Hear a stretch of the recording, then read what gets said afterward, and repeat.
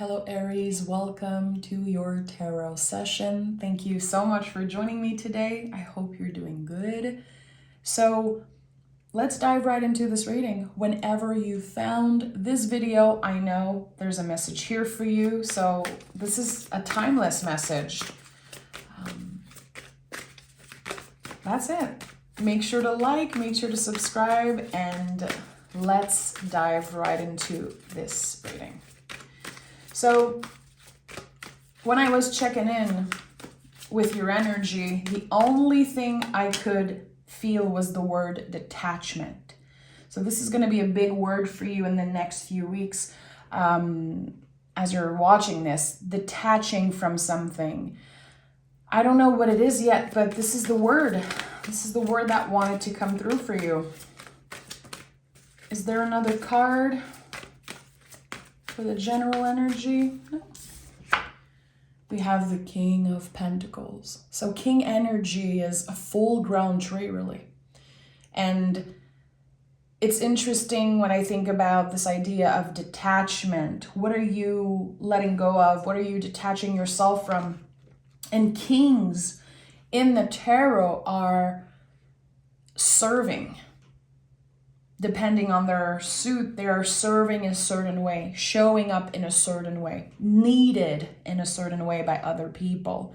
I think you are working on prioritizing certain people, prioritizing certain things in your life instead of, I'm hearing dwelling on what is not essential. Maybe there's still a lot of things in the past that are impacting you as we speak, which is totally normal.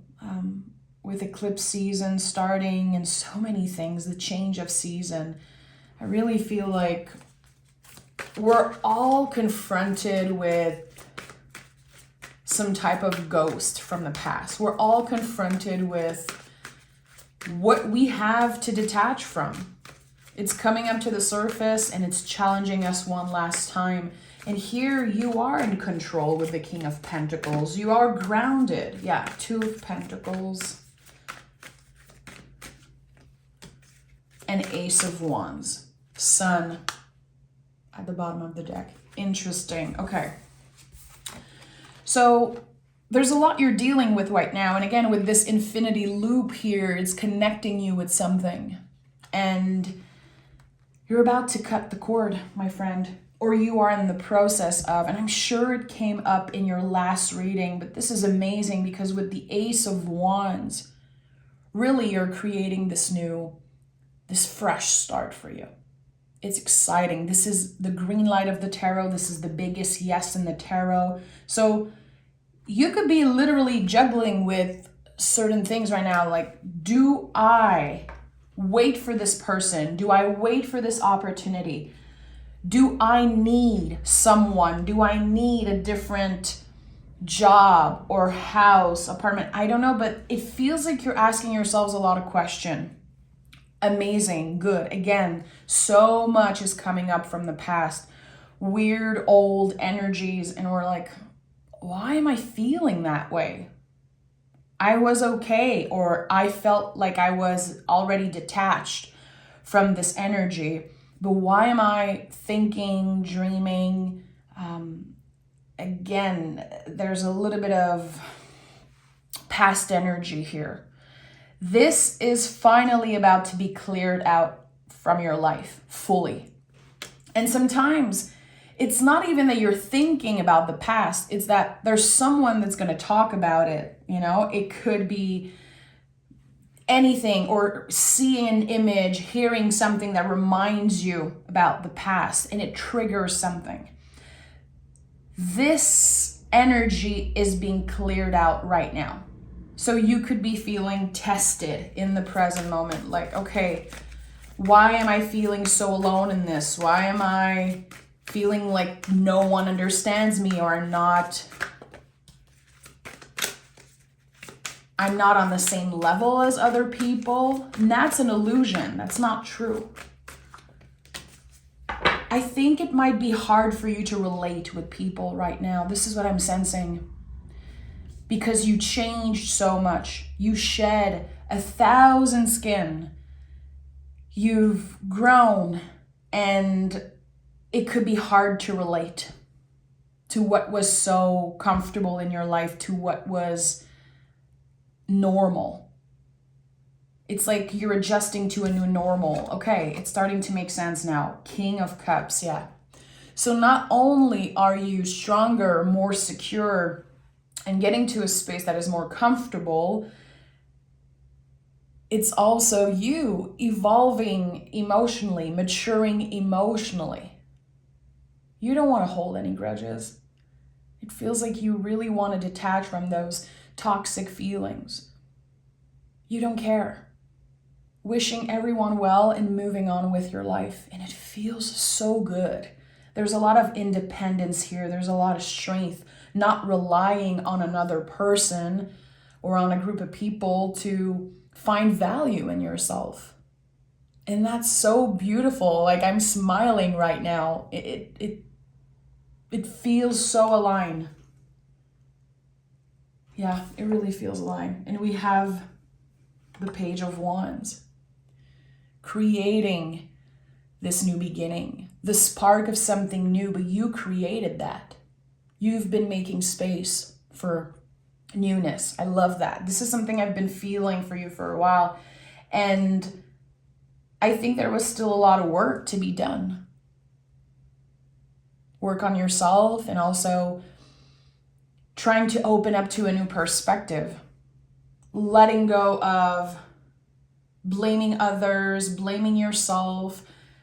And Page of Wands is very connected to rhythm, to season. There's a lot of acceptance with that card. It's like, okay, humans, we change just like season change. Sometimes we are in a winter season of our life and everything feels gray and we feel like we're not growing and that there's no point of, about anything. And then spring comes and there's the change. There's the sprout of the seed and there's more optimism and hope also. Hope is a big word for you. Detachment and then stepping into more hope. I like that. Okay. What is starting for Aries? Because Ace of Wands, Page of Wands, I want to know. What is starting for Aries? Eight of Wands. So trust. The Eight of Wands is about trust. We don't know where the wands are coming from and we don't know where they're going. It's probably the only card in the tarot where we have no idea. There's not other people, there's no animals, there's not much color. It's like, okay, I know I'm growing, I know I'm evolving, I'm going somewhere and I'm going to have to trust because it's not about the destination, it's about the journey. And anytime you see number 8 in the tarot, you stepped into this era one way and you're coming out of it completely changed. The infinity loop, the never-ending change of number 8. And this is a card of communication. So better communication as you are detaching from toxicity, from old beliefs. You are learning to communicate better. How you're feeling, what you want, saying what you need, saying what's on your heart. And I think it's little steps. I think it's very, very small steps. And that's part of this whole transformation, to not rush something, to not compare yourself. Healing and growth, it's a forever thing. A forever thing. And I'm very lucky to have young grandmas, my mammy, I call them mammy, are very young and I see them still evolving and healing things. Crazy. It's such a beautiful teaching lesson for me to see that, how we are never done healing. We are never done opening our heart and changing perspective and learning more about ourselves and the world. And that's the beauty of being a human. So it's not over. It's not over. This is a big message that wants to come through. It's just the beginning of something. And sometimes you might feel like you've seen it all. Like nothing can surprise you anymore. There could also be moments where you feel like everyone's the same. You've been hurt so many times and you're like, yeah, everyone's the same. I don't want to trust. I don't want to meet anyone new. I just want to live my life and be left alone. And I think that this is part of the walls that sometimes we build around ourselves to protect ourselves from getting hurt. And here, what I'm sensing is someone who is so aligned with their own truth, who is so ready to be a truer version of themselves that they don't care. They don't need to build walls around them. It's just, you're free. You're free. We have the 5 of Cups and we have the 2 of Cups. So in order to truly love yourself, in order to maybe eventually let someone new in, or connect with new friends, a potential new partner, co-worker, new people. We're not just talking about love. I don't care about that stuff. Humans, connections, friendships. In order to open up to those energy, 5 of Cups, making space for grief at your table, which is something that we talk about so much because 5 of Cups is that lesson. 5 of Cups is the teacher of grieving. All the different stages and also the fact that grief stays with us forever. I know you heard me say that before, but it's so important because we blame ourselves constantly for not grieving fast enough, for staying attached, for, again, building walls around ourselves and trying to protect ourselves. And sometimes we push the feelings away. We focus on work, we focus on different things, and we don't tend to the feelings. We don't feel into things we don't want to feel into things sometimes, especially when we're grieving a relationship, a person, an era, a job. There's so much that we can grieve. But when we're able to make space at the table for that grief and remember that we grow around that grief, it becomes easier to carry with time, but it's still a part of us. It's never going away. That's the weird thing about grief. It never goes away, and we learn to live with it, and it makes us stronger. It really makes us stronger. So what happens after the 5 of Cups? Well, it's the 6 of Cups, my friend. It's the healing journey. It's compassion, beauty, sweetness, connecting with other humans. And I see it here in the 2 of Cups. 2 of Cups is a gentle touch. It's more a friendship card, beginning of a connection when we choose to let someone in. Number 2s in the tarot are the first growth of the seed, the first sprout of a seed. So slowly letting other people in, slowly trusting again, but not needing the validation or not needing things, but knowing what you want. And I think that's very connected to King energy. Okay, Hermit is here, not surprised, and the 8 of Pentacles. Good. So that detachment, that releasing could have been connected to the full moon in Virgo for you in the past few days, few weeks. Maybe you felt like something was changing. And with Virgo, we are working on perfectionism. What areas in our lives are we having too much standards, like high standards? We want to be perfect. We want to do a perfect job. There's something transforming here for you. You know, we have 8, infinity loop, all connected. So to me, Hermit energy is a lot about healing and growing through hard work, through dedication. What are you spending most time doing outside of sleeping, let's say? What is either your job or this thing that you are doing on a daily basis, probably paying your bills with that, probably, you know, finding some type of security. And it is part of your soul journey. They're all connected. And that's the thing. Sometimes we feel like we work so much that we don't have time for spiritual practice, for things that nourishes our soul. It's all connected. Work, whatever work you're doing, it's part of your soul journey. It's part of the spiritual work. And that's the thing. We cannot separate the two. We shouldn't separate the two. Every time we interact, every time we dedicate time, we,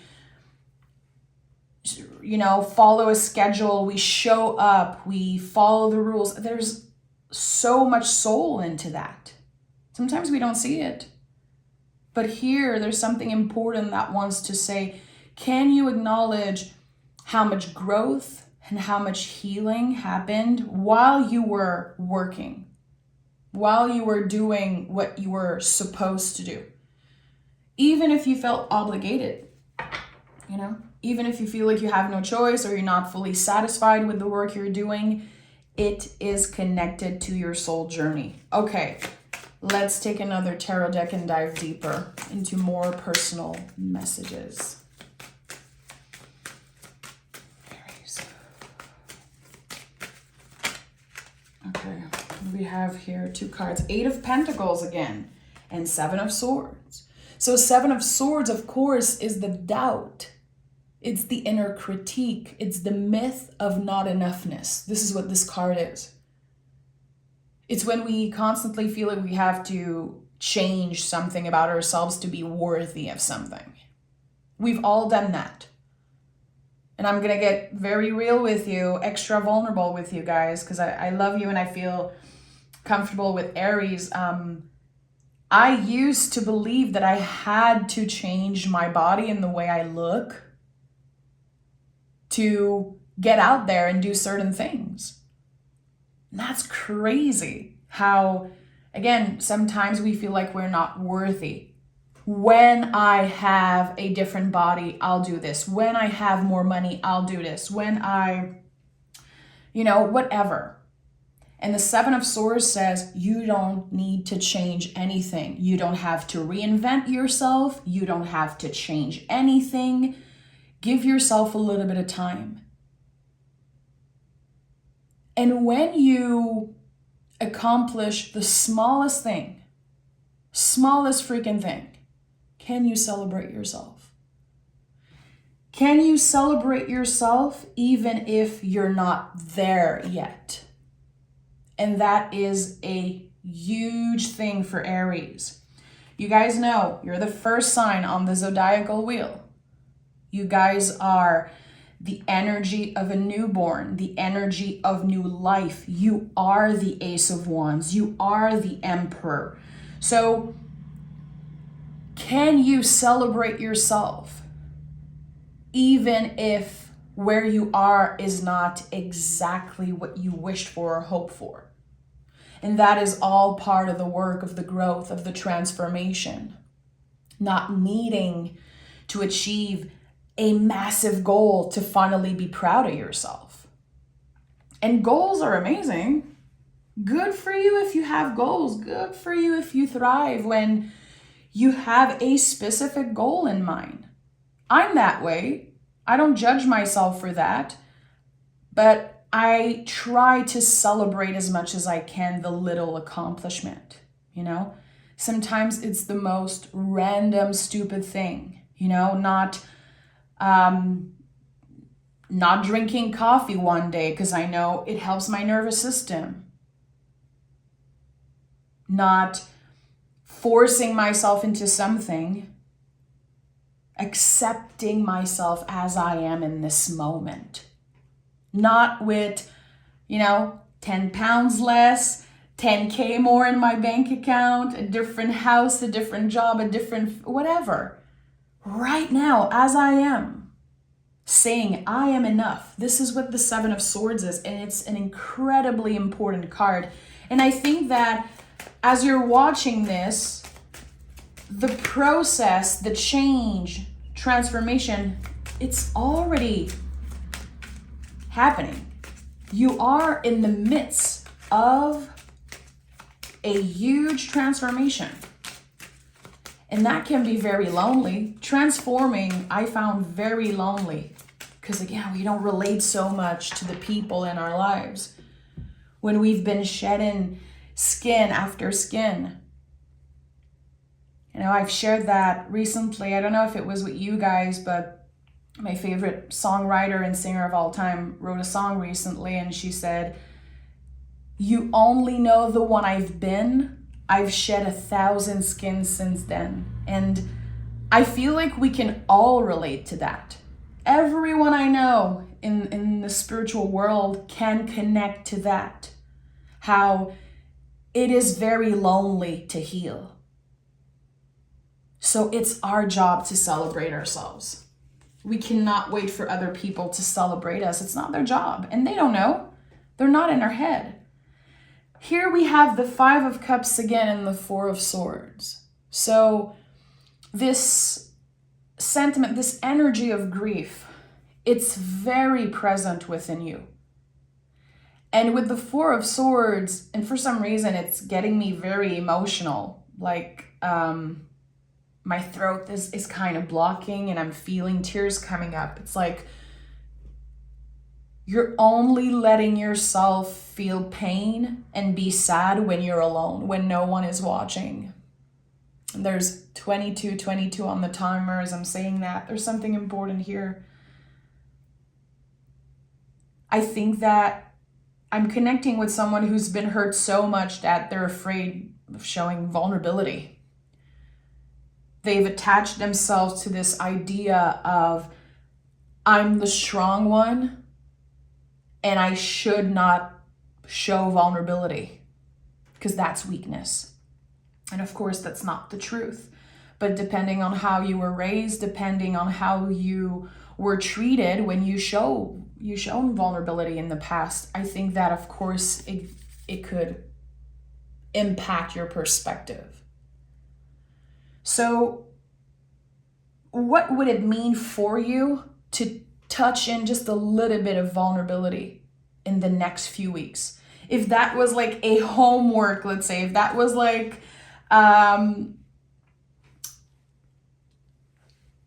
something that you were on a mission for, to show a little bit more vulnerability, how would it look like? And I would invite you, if you use the tarot for yourself, to pick a card around that. Like, what is my most vulnerable self? And seeing what card comes up around that. Because, of course, we all know that vulnerability is a superpower. I think it's something that we all understand, but some people are still very afraid to show vulnerability. I'm a very vulnerable, emotional person, and there's people in my life, some relationship that I just don't feel comfortable crying or complaining or just being raw and vulnerable with those people. And I think this is a mission that, again, we are all on. To understand why, to try and understand why. Why am I scared of showing this part of myself? Because it's a superpower. And you guys, again, being the Emperor in the tarot, being Aries, such a fiery, intense, powerful energy, We don't associate Aries with vulnerable people. This is not the first thing I think of when I think about you guys, but still, being the first sign on the zodiacal wheel, it should be part of who you are. It is such an essential aspect of you. It's a hidden superpower. It really is. And I think that in the next few weeks, especially with the Eight of Wands here, through communication, being so real with the people you care about. I'm not doing good, or hey, I'm doing amazing. Sharing about your losses, your pain, and also your victories. Sharing a little bit more, opening a little bit more, especially if it's scary and uncomfortable. This is when you know you're doing something right. So I'm gonna pick oracle cards, of course, and dive a little bit deeper into this message, but there's something about the way you communicate and about how the things you say are received and how you're perceived. There's a lot of attachment here, I'm sensing. This could be part of the detachment energy. How other people perceive you, how they receive what you're saying. It's not yours to hold. It's none of your business what a person thinks of you. It really isn't. And when we detach from that, we're free. We cannot try to find peace outside of ourselves. It's within. Again, something that everyone knows, but we keep forgetting.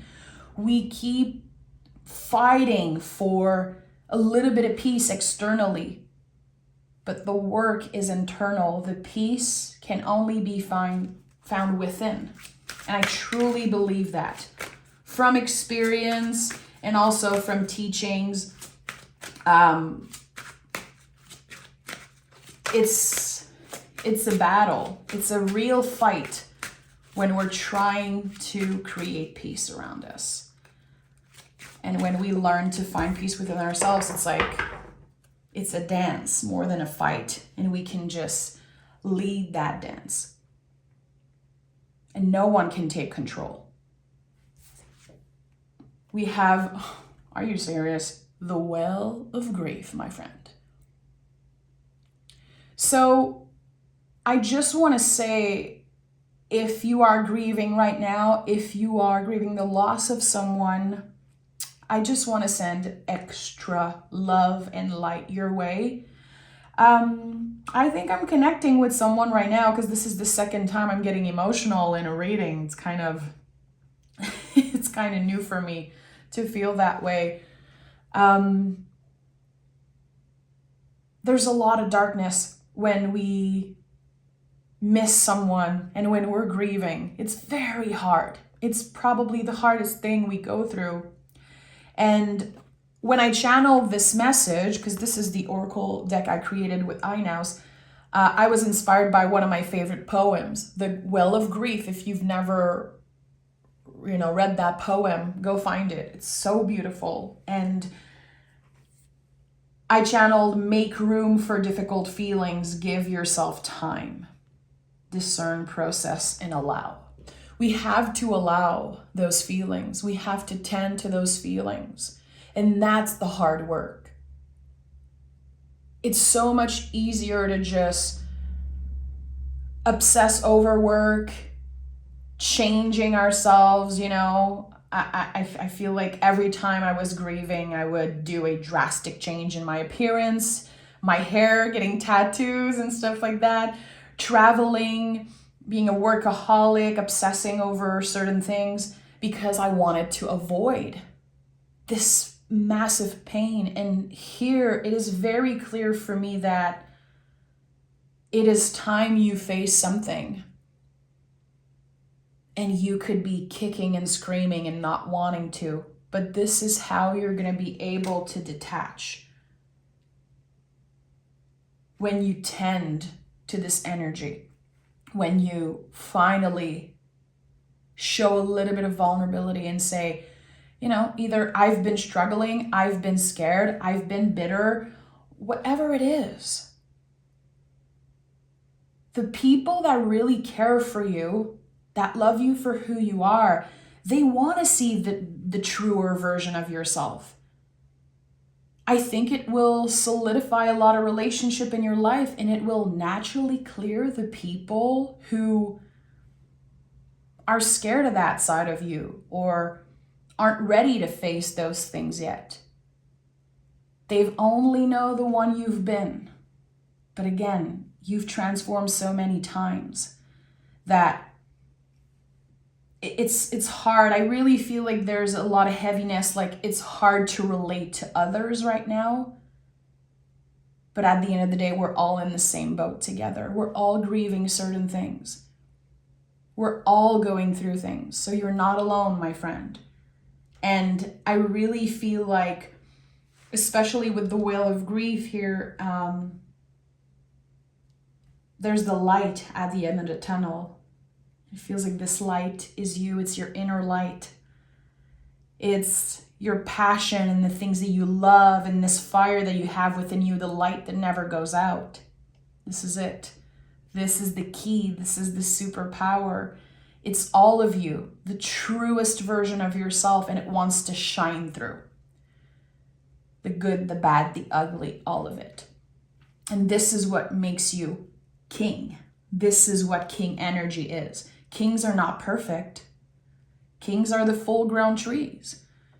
Trees are not perfect. They're full of flaws and cracks, and they shed and they die and they come back to life, and there's so much roots that we cannot see.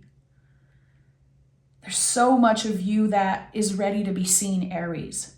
And I think whoever needed this message, I just want to send you the biggest hug. I really see you and feel you right now. And I know that this is, again, just the beginning of more celebration, more sweetness, more vulnerability. And I like that. I really like that for you. I'm sending so much love your way, and I cannot wait to read for you again, Aries. If you watched till the end, thank you so much. I just want to say I still have a few spots left in March for personal reading, and I posted in the community tab my email with all the details if you want to book. So let me know. I would love to read for some Aries folks. And again, if you watch till the end and you feel the call to get your own soulful session, let me know. I would be happy to. Take care.